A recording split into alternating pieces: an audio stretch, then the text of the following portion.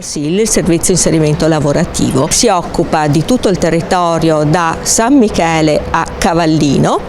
e si occupa degli inserimenti lavorativi attraverso tirocini delle persone con disabilità, ma non soltanto con disabilità, anche con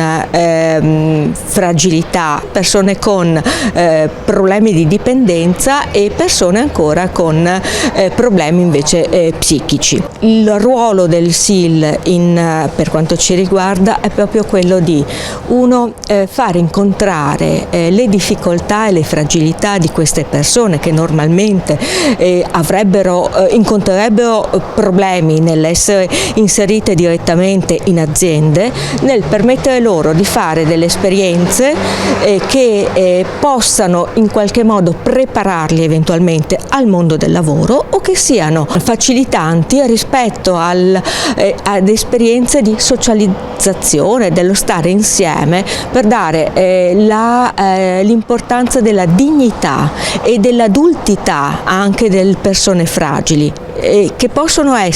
mettere a disposizione le loro comunque capacità ed essere utili al contesto di vita in cui sono inserite. Il SIL è fondamentale da questo punto di vista perché incrocia proprio la conoscenza di queste persone con la conoscenza del territorio e la conoscenza delle aziende, quindi dei bisogni che ci sono. Veneto Lavoro per noi è effettivamente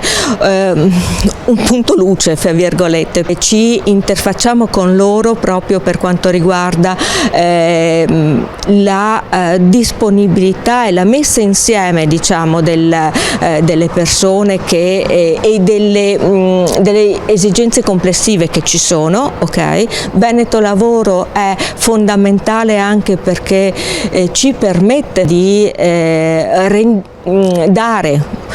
anche un compenso economico alle persone che teniamo in tirocinio con delle borse lavoro e dà delle indicazioni e ci dà anche la possibilità, fra virgolette, di darci consulenze nel momento in cui noi siamo in difficoltà o abbiamo delle criticità, diciamo. Veneto Lavoro, la Regione, i centri per l'impiego, queste sono effettivamente le strutture con cui noi dobbiamo essere assolutamente in contatto sempre e fare rete assieme.